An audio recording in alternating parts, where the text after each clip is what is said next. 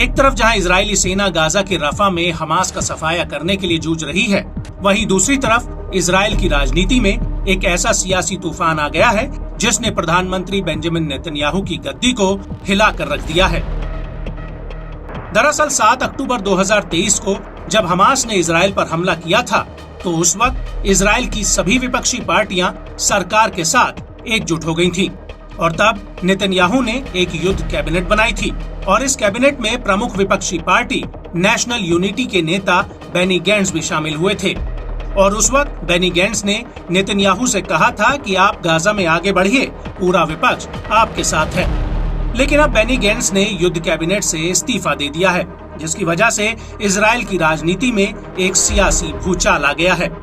आपको बता दें कि बेनी गैंट्स इजरायल की मुख्य विपक्षी नेशनल यूनिटी के चेयरमैन हैं। दरअसल गैंट्स ने पीएम नेतन्याहू को 8 जून तक का वक्त दिया था कि इस डेडलाइन तक नेतन्याहू गाजा को लेकर अपना रुख साफ करें। लेकिन गाजा को लेकर नेतन्याहू का रुख साफ नहीं होने को लेकर उन्होंने युद्ध कैबिनेट से इस्तीफा दे दिया है। लेकिन बड़ा सवाल ये है, जब इजराइल हमास के साथ युद्ध में है, तो ऐसे समय में बेनी गैंट्स ने आखिर वॉर कैबिनेट से इस्तीफा क्यों दिया? तो आपको बता दें कि बेनी गैंट्स ने खुद मीडिया के सामने आकर इसका कारण बताया है। इसके अलावा उन्होंने पीएम नेतन्याहू पर जमकर हमला किया है।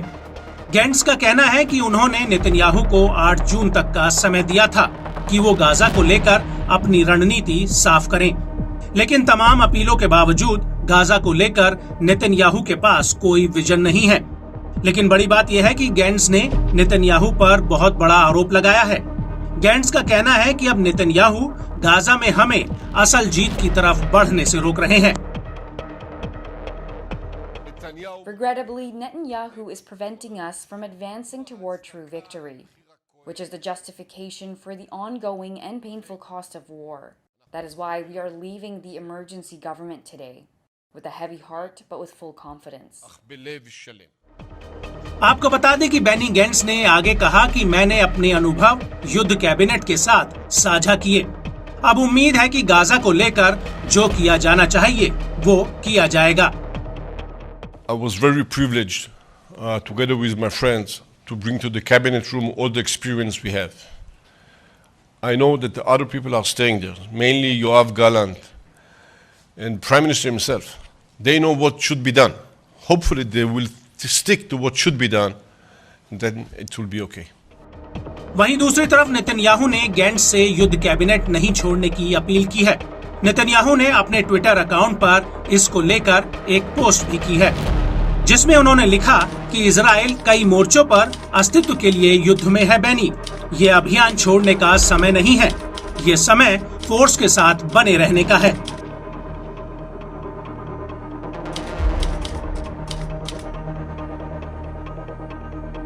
आपको बता दें कि गैंट्स के साथ वॉर कैबिनेट से गैडी आइजनकॉट और चिली ट्रॉपर ने भी इस्तीफा दे दिया है। गैडी आइजनकॉट ने तो नेतन्याहू को चिट्ठी लिखकर उन्हें खूब खरी खोटी सुनाई है।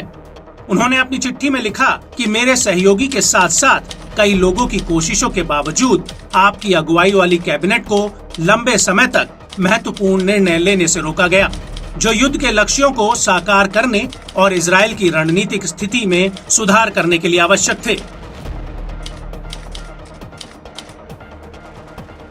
आपको बता दें कि बेनी गैंट्स के वॉर कैबिनेट से जाने से नेतन्याहू की सरकार पर कोई असर नहीं पड़ेगा। सेंट्रिस्ट पार्टी के बिना ही 120 सीटों वाली इजराइल की क्नेसेट संसद में नेतन्याहू के पास 64 सीटें हैं। ऐसे में उनकी सरकार पर फिलहाल कोई संकट नहीं है। लेकिन ये जरूर है कि युद्ध कैबिनेट में रहने के दौरान बेनी गैंट्स ने इजराइल के भीतर और बाहर नेतन्याहू की रणनीतिक रूप से काफी मदद की थी।